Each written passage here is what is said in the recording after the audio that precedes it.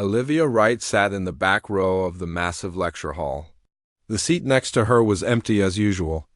No one wanted to sit beside a human. The floating lights above cast a blue glow across the room filled with students from across the galaxy. Tall, slender aliens with skin in shades of purple and blue filled most seats. Some had extra eyes or arms. Others had scales or feathers. But only Olivia had pink skin and rounded ears. The teacher, Professor Zenith, was writing complex equations on the floating screen at the front of the class. His forearms moved quickly as he explained the math behind faster-than-light travel. Olivia wrote everything down in her notebook. She used paper and pen while other students used small computer tablets. The aliens thought this was strange, but Olivia liked the feel of pen on paper. It helped her think. And who can tell me why the Soren-Kelp theory fails when applied to neutron stars? Professor Zenith asked. His large eyes scanned the room. Looking for a volunteer. No one raised a hand. Olivia knew the answer. She always knew the answers. But she kept her head down, her long brown hair hiding her face. Miss Wright? Perhaps our Earth student would care to enlighten us? Every head turned toward her. Some students whispered. Others made soft clicking sounds that humans couldn't hear properly, but Olivia knew they were laughing. She cleared her throat. The Soren-Kelp theory assumes uniform density in the gravity well. Neutron stars have a variable density gradient that changes the math. Professor Zenith's mouth parts formed what passed for a smile among his species. Correct, Miss Wright.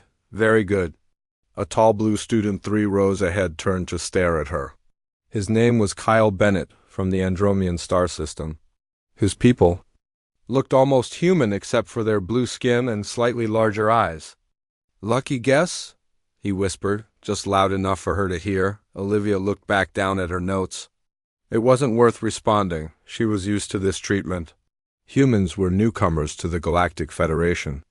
They called Earth a death world. A planet with high gravity, extreme weather, and dangerous animals. To most aliens, humans were scary. They were stronger, faster, and more durable than most species. They could eat foods that would kill others. They could survive injuries that would be fatal to most aliens, but Olivia wasn't big or strong. She was 5 feet 4 inches tall and quiet. She didn't fit their idea of a dangerous Deathworlder. So instead, they ignored her or made fun of her. The class ended, and students began to file out. Olivia packed her notebook into her worn backpack and waited for the crowd to thin. As she walked down the empty hall afterward, Professor Zenith called to her from his office doorway. Miss Wright, do you have a moment? She nodded and followed him into the small room filled with books and strange objects from different planets. Your test scores are the highest in the class, he said, sitting behind his desk. You understand warp field mechanics better than students who grew up traveling between stars. Thank you, sir, Olivia said quietly. Yet you never speak in class unless called upon. You sit alone. You don't join study groups. He leaned forward. May I ask why? Olivia shifted in her seat. It's easier this way. Easier than what? Easier than trying to make friends with people who are afraid of me or think I'm stupid just because I'm human. The words came out more bitter than she intended. Professor Zenith nodded slowly. His skin, normally a light green color, darkened slightly in what Olivia had learned was a sign of sadness among his people. Fear of the unknown is common across all species, Miss Wright, even humans. I know that, sir. But knowledge is the cure. For fear, your presence here is helping to change minds, even if you don't see it yet. Olivia wasn't sure she believed him, but she nodded anyway. There's an important visitor coming to the Academy tomorrow, Professor Zenith continued. Admiral Krell of the Tauran Empire. He'll be recruiting top students for their space fleet. I've read about the Taurans, Olivia said. They're very military-minded. Professor Zenith made a sound that might have been a laugh. That's one way to put it. They've been expanding their territory for decades. They're technically Federation allies, but many find their methods concerning. Why are you telling me this? Because Admiral Krell has specifically requested to see our top students. That includes you, Olivia frowned. I'm not interested in joining the Tauran fleet. Of course not. But this is an opportunity to show the Admiral that humans are more than the stories he's heard. It's a chance to represent Earth. Olivia thought about her family back home. Her parents had been so proud when she was selected for the Academy Exchange program. They believed she could help build bridges between Earth and the rest of the galaxy. "I'll be there," she said finally. "Excellent. The Admiral will speak in the main hall at 10 o'clock tomorrow morning." The next day, Olivia arrived early and took a seat near the back of the main hall. Students filled in around her, but, again, no one sat directly beside her. The hall grew loud with excited chatter. At exactly 10 o'clock, the side doors opened.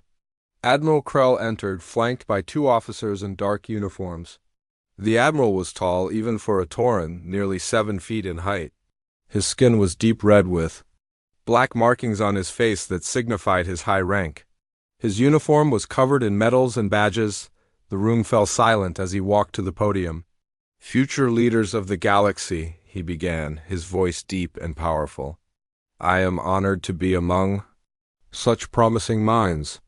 Olivia listened carefully as the Admiral spoke about opportunities in the Tauran fleet, about exploring new star systems and protecting Federation interests, but something felt wrong.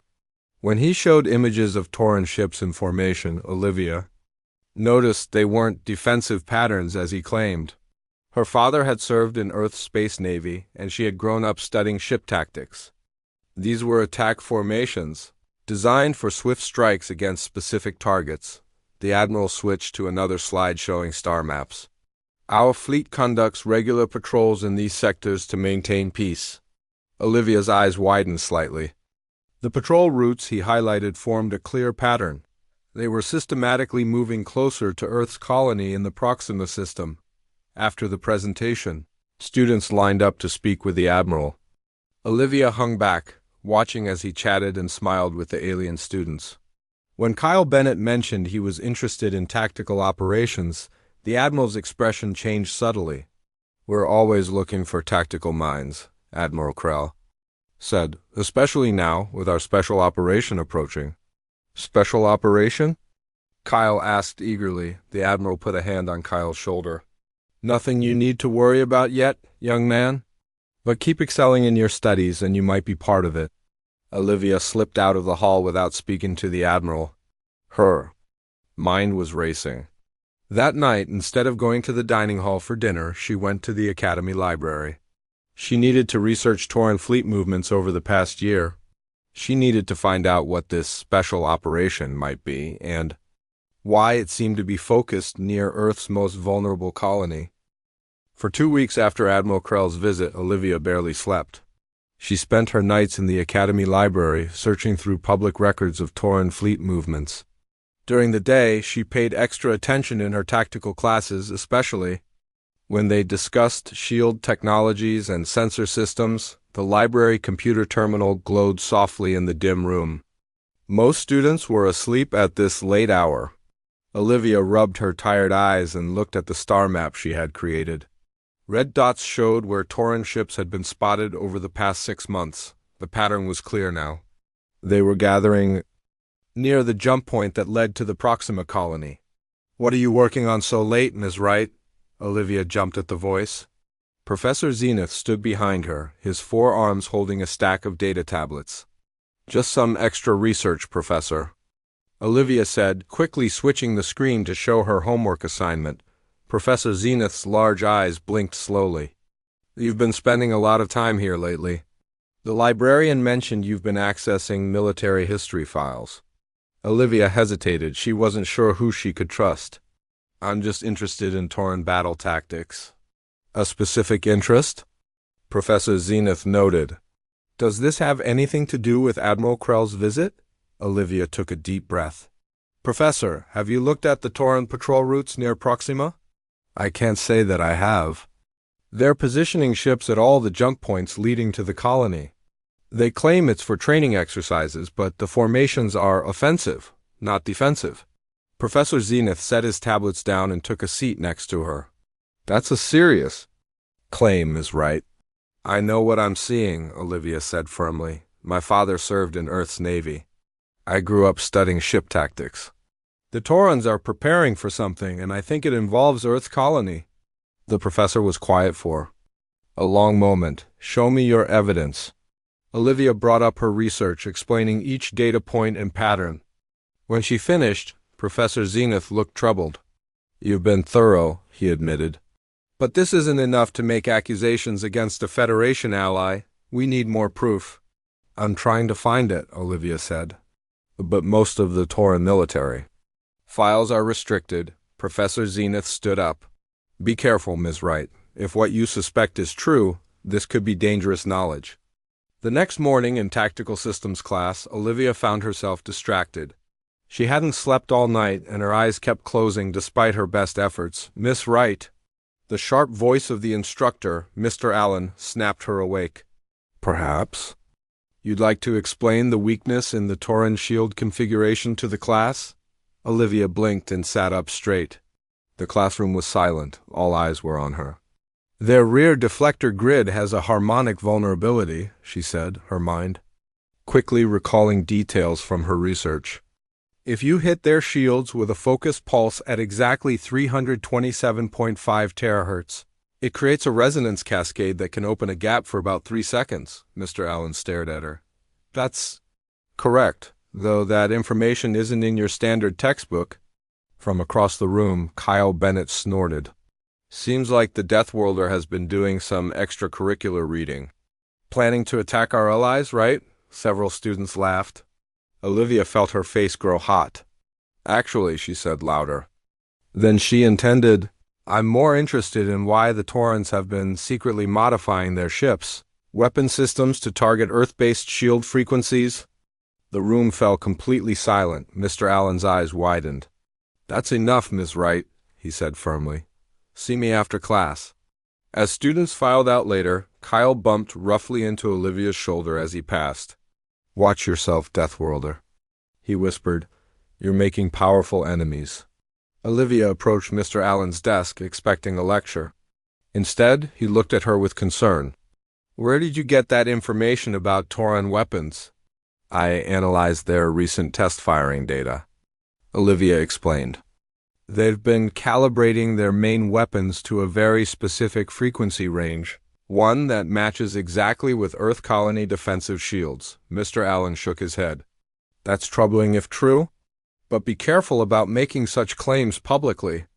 The Tauran Empire has many supporters at the Academy.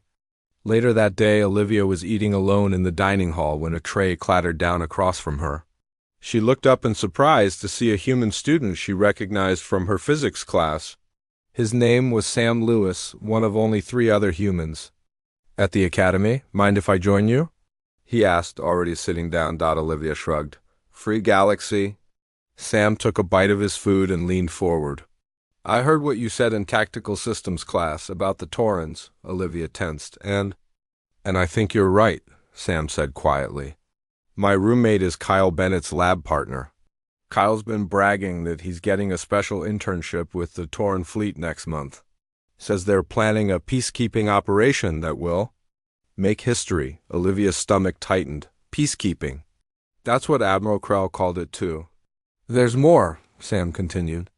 The Taurans have requested data on all human students at the Academy. Medical records, psychological profiles, everything. Why would they want that? Sam shrugged. No idea. But it feels wrong. Olivia pushed her food away, her appetite gone. We need to warn someone. The Earth ambassador, maybe. With what proof? Sam asked. We have suspicions, not evidence. No one will believe a couple of human students over the Tauran Empire. He was right, and Olivia knew it. They needed hard evidence. That evening, a notice appeared on all student message boards. The Academy would be holding its annual strategic challenge in 1 week's time.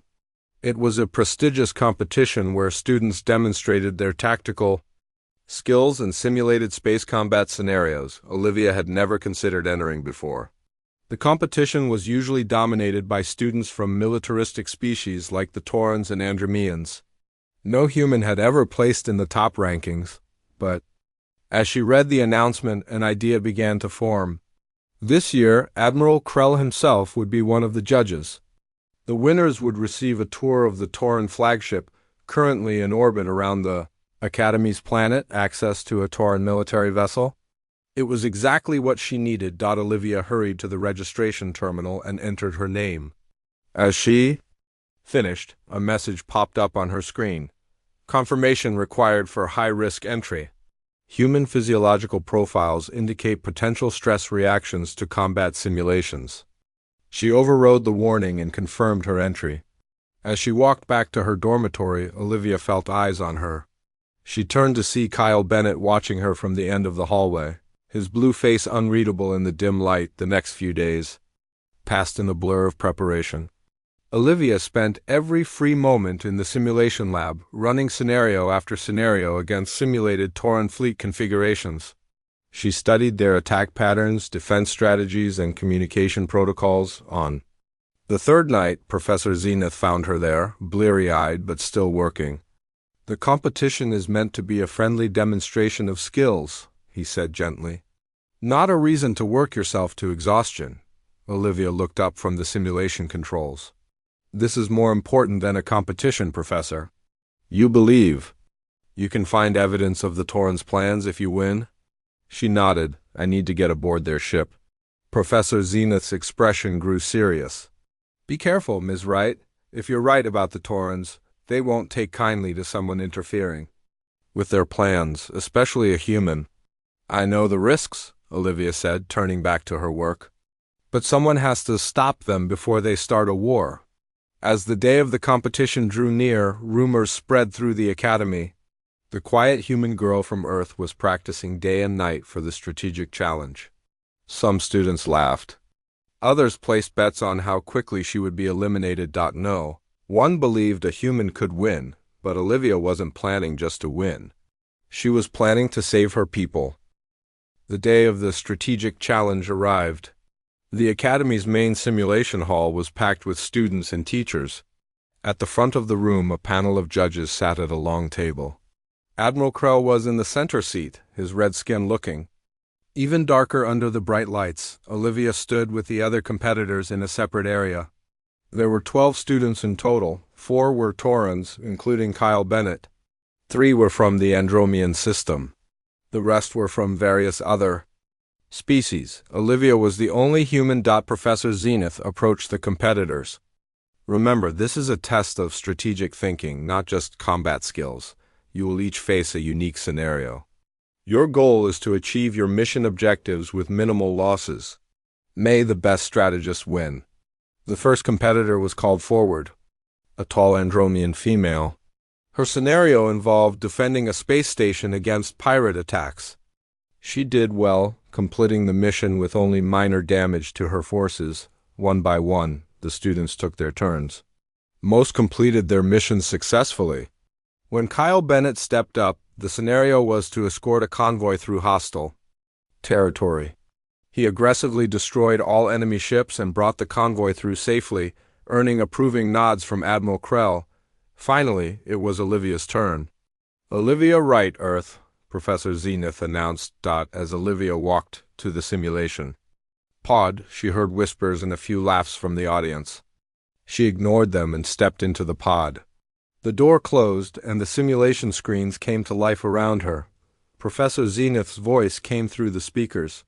"Your scenario is to defend a colony against an attacking fleet." Olivia frowned. This was different from the scenarios given to the other students. They had all faced single ships or small groups. The simulation showed a full fleet approaching her single defender ship. She glanced at the judges' table through the pod's window. Admiral Krell was watching her with a small smile. "This scenario seems more difficult than the others," Olivia said. "The challenge tests each student according to their abilities," Admiral Krell replied. "We've heard that humans are exceptionally resourceful. Show us what a Deathworlder can do." The simulation began. Olivia's ship was positioned near a small colony on a moon. Approaching from the far side of the system was a fleet of 20 Tauran warships. The audience murmured. No one had ever been given such an impossible scenario in the challenge before. Olivia took a deep breath and studied the star system displayed on her screens. There was a gas giant planet nearby with several moons. A dense asteroid field lay between her position and the approaching fleet. She noticed something interesting about the gas giant. It was emitting strong radiation pulses due to its unusual magnetic field. Instead of moving her ship to engage the enemy, Olivia directed it toward the gas giant. Is she running away? Someone in the audience asked loudly. Olivia ignored the comment. She positioned her ship in orbit around the gas giant and began sending out short energy pulses into the planet's atmosphere. Each pulse triggered a reaction in the planet's magnetic field, creating a wave of radiation that spread outward. Next, she launched her ship's small probe drones, not toward the enemy, but toward the asteroid field. She programmed them to attach to specific asteroids and emit false energy signatures that matched her ship's profile on the main screen. The Tauran fleet had split into 3 groups to surround the colony. They hadn't detected Olivia's ship near the gas giant yet. The radiation waves from the gas giant reached the Tauran ships first. Their sensors flickered with interference. At the same time, the drones activated in the asteroid field, creating 20 false ship signatures. Confusion spread through the Tauran fleet as their sensors detected what appeared to be a defensive fleet hiding in the asteroid field. They regrouped to face this new threat, abandoning their attack on the colony. Olivia smiled and entered her next commands. She directed her ship to ride the radiation wave from the gas giant, using it as cover to approach the now clustered Tauran fleet from behind. As her ship closed in, she launched her limited weapons, not at the enemy ships, but at specific asteroids her drones had positioned. The explosions sent the massive rocks tumbling toward the Tauran fleet, forcing them to scatter to avoid collisions. In the confusion, Olivia directed her ship through the scattered fleet, using precise, minimal weapon strikes to disable the engines of the Tauran flagship. Without its leader, the fleet's coordinated attack fell apart. The simulation ended. The screen displayed her results. Colony saved. Enemy flagship captured. Minimal weapons used. 0 casualties on either side. The simulation pod door opened. The hall was completely silent. Olivia stepped out and faced the judges. Admiral Krell's face was unreadable. You didn't destroy a single enemy ship. That wasn't the objective, Olivia replied calmly. The goal was to defend the colony with minimal losses. I did that. By using tricks and deception? Kyle Bennett called out from the competitor's area. That's not real combat. Actually, Professor Zenith interjected, strategy often involves using the environment and available resources creatively. Miss Wright demonstrated exceptional tactical thinking by turning apparent disadvantages into advantages. The other judges nodded in agreement. Admiral Krell's jaw tightened, but he couldn't argue with the results. The winner of this year's strategic challenge, Professor Zenith announced, is Olivia Wright of Earth. The audience's reaction was mixed. Some applauded politely. Others looked shocked.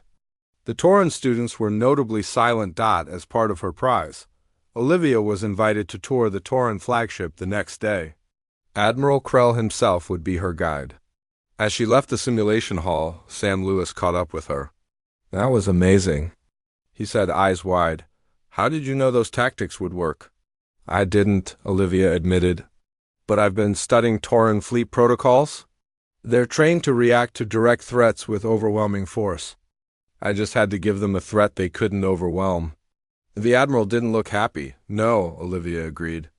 But he has to honor the prize now. Tomorrow I'll be on his ship. Be careful, Sam warned.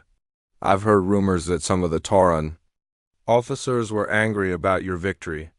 They're saying you cheated somehow? Olivia wasn't surprised. I'll be careful. But this might be our only chance to find out what they're planning.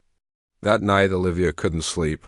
She kept reviewing everything she knew about Tauran ships, trying to plan where she should look for evidence once aboard. Her computer tablet beeped with an incoming message. It was from Professor Zenith. Urgent news! Meet me in the library archive room, now.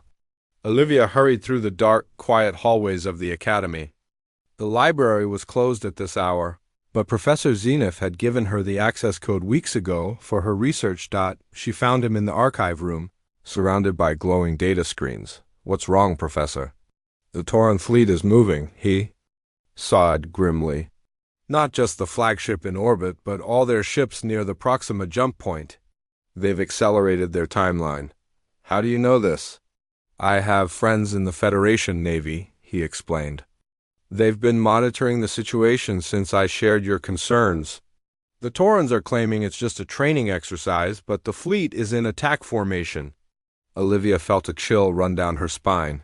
They're going to attack the colony. It appears so, and they're moving now because of you. Me? Professor Zenith nodded. Your performance today showed them that humans might be more tactically resourceful than they expected. I believe they've decided to strike before Earth can prepare. It's defenses, Olivia's mind raced. We have to warn the colony. The Earth ambassador, there's no time, Professor Zenith interrupted. Communications to the colony would be detected by the Taurans. They'd just accelerate further. Then what can we do? Professor Zenith looked at her steadily. The tour? Tomorrow, Admiral Krell's flagship. It's the command vessel for the entire operation, Olivia understood. If I can disable it somehow ... Not disable, Professor Zenith corrected. Humans always think of direct action. Sometimes the greatest victory comes not from what you do, but what you make others believe you can do. He pulled up a schematic of the Tauran flagship on the screen. Here's what you need to know. The next morning, Olivia stood at the Academy's shuttle bay. She wore her formal Academy uniform, a simple gray outfit with Earth's flag on the shoulder. In her pocket was a small device Professor Zenith had given her. It looked like a normal student ID card, but it had been modified to collect and transmit data. Admiral Krell arrived with 2 guards. He didn't smile as he greeted her. Ms. Wright, ready for your tour? Yes, Admiral. Thank you for this opportunity. The shuttle ride to the Tauran flagship was short but tense. Admiral Krell watched her closely. The guards kept their hands near their weapons. Your performance yesterday was unexpected, the Admiral said finally. Thank you, Olivia replied. It wasn't a compliment. Tricks and deception might work in a simulation, but real warfare requires strength and superior firepower. Olivia nodded politely but said nothing. The shuttle docked with the massive Tauran flagship. It was 3 times larger than any Earthship Olivia had seen. The hull was dark red like the Tauran skin, with black markings that resembled their facial patterns. As they entered, crew members stopped to salute the Admiral. They looked at Olivia with curiosity or suspicion. Humans rarely visited Tauran ships. This is our command deck, Admiral Krell explained, leading her into a large room filled with screens and control stations. From here, we coordinate all fleet operations. Olivia glanced around, carefully noting the positions of different stations. She spotted the weapons control area and the communications center. On the main screen was a star map showing the position of the Tauran fleet. Just as Professor Zenith had said, they were gathering near the jump point to the Proxima colony. Impressive, she said. How many ships can you command from here? Our entire fleet, Admiral Krell replied proudly. 200 warships all. Linked through our secure communication network. And what operation are they preparing for now? Olivia asked innocently. The Admiral's eyes narrowed slightly. Routine training exercises. Nothing that would interest an Academy student. He quickly moved her along to the next area. As they walked through the ship, Olivia kept the device in her pocket active, scanning and recording. Professor Zenith had explained that it would collect data on the ship's systems, especially their communication protocols. They passed through engineering sections, weapons bays, and crew quarters. At each stop, Olivia asked questions that seemed innocent but were designed to get specific information. These missiles are much larger than what we studied in class, she remarked in the weapons bay. Tauran engineering is superior to what you learn at the Academy, the weapons officer replied. These can penetrate any shield system currently used by Federation colonies. Olivia noted how he emphasized colonies rather than military targets. In the engineering section, she saw crews working urgently on the ship's engines. Preparing for a long journey? She asked the chief engineer. The jump to pro, he began, then stopped when Admiral Krell glared at him. Just routine maintenance. After 2 hours, the tour reached the ship's communication center. This was what Olivia needed most: access to their secure network. Her device would only need about 30 seconds of close proximity to gather the encryption codes. "This is where we coordinate with all ships in our fleet," the communications officer explained. "Our system is completely secure. No one can intercept or decode our transmissions." "Amazing," Olivia said, moving closer to the main console. "How do you prevent signal degradation across such long distances?" As the officer proudly explained their technology, Olivia casually leaned against the console, positioning her pocket device as close as possible to the main communication array. Suddenly, an alarm sounded. Red lights flashed throughout the ship. "Security breach in communication center," a voice announced over the speakers. Admiral Krell turned to Olivia, his face dark with anger. "What have you done?" "Nothing," Olivia said, stepping back from the console with her hands raised. "I was just listening." Guards rushed into the room, weapons drawn. One of them held a scanner that was beeping rapidly as it pointed at Olivia. "She has a scanning device, Admiral," the guard reported. "It's active and transmitting." Admiral Krell's hand moved faster than Olivia expected. He reached into her pocket and pulled out the device. "A spy," he hissed. "I knew Earth couldn't be trusted." "Take her to the detention cell." The guards grabbed Olivia's arms and dragged her from the room. As they marched her through the corridors, crew members stopped to stare. Some looked angry. Others just curious. They threw her into a small cell with a force field door. One guard took her academy badge and other items, then left her alone. Olivia sat on the hard bench and tried to think. The mission had failed. Admiral Krell now had proof that she had been spying. This would only make the Taurans attack sooner. Hours passed. Finally, the cell door opened. Admiral Krell entered with Kyle Bennett beside him. "Your academy friend? Here tells me you've been obsessed with Tauran fleet movements for weeks," the Admiral said coldly. "That you've been spreading rumors about an attack on Earth colonies." Kyle smirked at her. "I told them everything, right?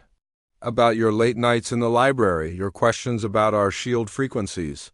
"It's not a rumor if it's true," Olivia replied calmly. "Your fleet is positioned to attack the Proxima colony. Your weapons are calibrated specifically for Earth defense systems. And now we have proof that Earth is sending spies against us," Admiral Krell countered. "This incident will be reported to the Federation Council as an act of aggression by Earth." "They won't believe you," Olivia said. "They will when we show them the evidence. Your espionage device gives us all the justification we need to take preventative measures against Earth's expansionism." Olivia realized with horror what was happening. The Admiral was going to use her failed spy mission as an excuse to attack the colony. He would claim it was a defensive action. "The Academy will." "No, I'm missing," she argued. "Professor Zenith knows where I am?" "Your professor has been detained for questioning," Kyle said with satisfaction. "No one is coming to help you, Deathworlder." They left her alone again. Olivia paced the small cell, trying to find a way out. There seemed to be no escape. Suddenly, the lights flickered. The force field at the door wavered for a moment, then stabilized. A few minutes later, it happened again. This time, Olivia noticed a pattern to the power fluctuation. It wasn't random. It matched a basic Earth emergency code. Someone was trying to signal her. The next time the lights flickered, Olivia watched carefully. The pattern repeated: 3 short, 3 long, 3 short. The old Earth SOS signal. She moved to the cell door and waited. When the force field flickered again, she quickly reached through and pressed the external control panel. The field collapsed completely. Olivia stepped out into the empty corridor. There was no sign of guards. At the end of the hallway, a service door slid open. Sam Lewis peeked out and waved urgently for her to follow. "How did you get here?" Olivia whispered as she reached him. "Supply shuttle," Sam explained, pulling her into the narrow maintenance tunnel. "I work part-time in the academy kitchen. When I heard you'd been arrested, I hid in the food delivery." "Smart thinking," Olivia said, impressed. "But we need to do more than escape." The Tauren fleet is about to attack the Proxima colony, and they're using my capture as justification. Sam nodded as they crawled through the maintenance tunnel. Professor Zenith told me before they detained him. He said to tell you Plan B. Olivia's eyes widened. He got the data? Yes, my job was just to get you out. He's taking care of the rest. They reached a small maintenance airlock where a tiny escape pod was docked. This will take us back to the academy, Sam explained. It's pre-programmed. Wait, Olivia said, grabbing his arm. We need to get to the command deck first. Are you crazy? They'll catch us. If Plan B is working, they'll be too busy to notice us, and I need to see it happen. Sam looked uncertain but nodded. There's a maintenance shaft that leads to an observation gallery above the command deck. We can watch from there without being seen. They changed direction, crawling through narrow passages and climbing service ladders. Olivia could hear alarms sounding throughout the ship. Something was happening. Finally, they reached a small grate that looked down on the command deck. Admiral Krell was there, shouting orders as crew members rushed between stations. What's happening to our systems? The Admiral demanded. Fix it now. We can't, sir, a technician replied frantically. Every time we correct one system, another fails. It's like something is learning our responses and adapting. On the main screen, the positions of Tauren ships were changing. Some were moving away from their positions, others were sending confused messages. It's working, Olivia whispered with a smile. Plan B is working. From their hiding place above the command deck, Olivia and Sam watched the chaos unfold. Admiral Krell paced back and forth, his red skin now almost purple with rage. What do you mean our ships aren't responding to commands? He shouted at his communications officer. Sir, the entire fleet command system is compromised, the officer replied, his voice shaking. We're receiving strange signals from all ships. Some are powering down weapons, others are changing course. We can't override it. On the main screen, the neat formation of Tauren ships had dissolved into disorder. Some ships were moving away from the jump point. Others appeared to be circling aimlessly. It's the virus, Olivia whispered to Sam. Professor Zenith must have uploaded it using the data from my device. What virus? Sam asked, confused. Before I came aboard, we prepared a backup plan.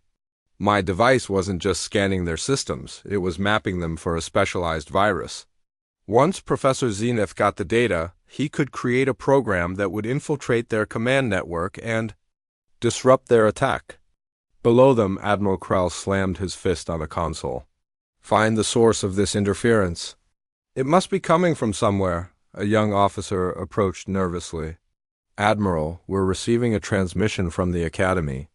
It's being broadcast to all ships in the fleet. Put it on screen, Krell ordered. The main screen changed to show Professor Zenith. He was in the Academy's main communication center, surrounded by Federation security officers. Admiral Krell, Professor Zenith said calmly, by now you've noticed the difficulties with your fleet. I suggest you stand down all vessels immediately. What have you done? Krell demanded. We've implemented a safety protocol in your command network. Your ships will not respond to any attack orders. They will not fire weapons. They will not jump to Earth's Proxima colony. Krell's face contorted with fury. This is an act of war. You have illegally accessed Tauren military systems. On the contrary, Professor Zenith replied, we have evidence that you were planning an unprovoked attack on a civilian Federation colony. Evidence collected legally during an educational tour that you approved. The human spy brought in illegal device aboard my ship. Ms. Wright's device was registered with Academy Security as a standard data collection tool for her xenobiology project. There was nothing illegal about it. Olivia smiled. Professor Zenith had thought of everything. Furthermore, the professor continued, your detention of an Academy student without notification, along with your fleet movements, constitutes a violation of Federation treaties. The Federation Council has been informed and is convening an emergency session. Admiral Krell turned to his officers. Lock down all systems. Purge the network and restart. It won't work, Olivia whispered to Sam. The virus is designed to adapt to any countermeasures. Below them, crew members were working frantically at their stations, but nothing seemed to help. Sir, the weapons officer called out, our main weapon systems are shutting down ship by ship. We can't stop it. Another alarm sounded. On a secondary screen, Olivia could see new ships appearing near the edge of the system. They weren't Tauran vessels. Admiral, the sensor officer reported, Federation ships are entering the sector, 6 heavy cruisers moving to blockade positions. Krell's shoulders slumped slightly as he realized his plan was falling apart. One more thing, Admiral, Professor Zenith said from the screen. The program affecting your ships has a simple deactivation protocol. All you need to do is formally stand down your fleet and agree to an inspection by Federation peacekeepers. For a long moment, Admiral Krell was silent. Then he nodded stiffly. Very well. We will comply with Federation procedures. A wise decision? Professor Zenith replied. And now, I believe you're still holding an Academy student. We'd like her returned immediately. Admiral Krell's head snapped up. She escaped from her cell. Security is searching for her now. Olivia looked at Sam. Time to go. They crawled back through the maintenance tunnel to the escape pod. As they strapped themselves in, Sam shook his head in amazement. I can't believe it worked. You and Professor Zenith stopped an entire fleet. Not just us, Olivia said as the pod detached from the ship. You helped too. I would still be in that cell if not for you. The small pod flew away from the Tauran flagship, heading back toward the Academy. Through the viewport, Olivia could see Federation ships taking up positions around the confused Tauran fleet. When they landed at the Academy shuttle bay, Professor Zenith was waiting for them, along with several Federation security officers. Well done, Ms. Wright, the professor said, smiling broadly. Your plan worked perfectly. Our plan, Olivia corrected him. I couldn't have done it without you and Sam. A Federation officer stepped forward. Ms. Wright, we'll need your full statement. About what happened on the Tauran ship and what you observed before today. Your evidence will be crucial in the council hearing. Olivia nodded. I'll tell them everything. News of what happened spread quickly through the Academy. By evening, everyone knew how Olivia Wright, the quiet human girl, had uncovered and stopped a Tauran plot to attack an Earth colony. As she walked through the halls the next day, other students looked at her differently. There were no more whispers or laughs. Some even nodded respectfully as she passed in the dining hall. Olivia was surprised when Kyle Bennett approached her table where she sat with Sam. Is this seat taken? Kyle asked, looking uncomfortable. Olivia hesitated, then nodded toward the empty chair. It's free. Kyle sat down, not meeting her eyes. I want to apologize. I didn't know the Admiral was planning an actual attack. I don't know what I thought. You believed what you wanted to believe, Olivia said. That humans were the dangerous ones. You outsmarted an entire fleet, Kyle said with a hint of admiration. That was impressive. It wasn't about outsmarting anyone. It was about preventing a war. After Kyle left, Sam grinned at her. You're a hero now, you know. First human to win the strategic challenge and save a colony all in the same week. Olivia shook her head. I don't want to be a hero. I just want to finish my studies without any more excitement. But it was too late for that. The next morning, Dean Curtis, the head of the Academy, called Olivia to his office. Professor Zenith was there, along with an older human woman Olivia didn't recognize. Ms. Wright, the dean said, this is Admiral Garcia from Earth's Space Navy. She has a proposal for you, the Admiral stepped forward. Ms. Wright, what you did showed exceptional strategic thinking and courage. Earth needs people like you. I'd like to offer you a position in our strategic planning division after you graduate. Olivia was stunned. I'm honored, Admiral, but I still have 2 years of study left. Of course. Complete your education first, but consider our offer. We need minds that can think differently, that can see solutions others miss. After the meeting, Professor Zenith walked with Olivia back toward the student quarters. What will you do? He asked. Olivia thought for a moment. I came to the Academy To learn about other species to help build understanding between Earth and the rest of the galaxy. I think I can do that best by staying here, finishing my studies, and then seeing where I can help most. Professor Zenith nodded approvingly. A wise choice. Though I must say, my tactical systems class will be much more interesting now that students know what a human can do, Olivia smiled. Maybe next time I won't sit in the back row. As they reached the main hall, a group of students from various species were gathered around a view screen. News reports were showing the Tauran fleet being escorted back to their territory by Federation ships. Admiral Krell had been relieved of command pending an investigation. The quiet Deathworlder who saved a colony and prevented a war. Professor Zenith mused. Your name will be remembered at this academy for generations. Olivia shook her head, still not comfortable with the attention. But as she looked at the diverse faces of her fellow students, now looking at her with respect instead of fear or dismissal, she felt a sense of accomplishment. She hadn't just stopped a war. She had changed minds. And sometimes that was the most important victory of all.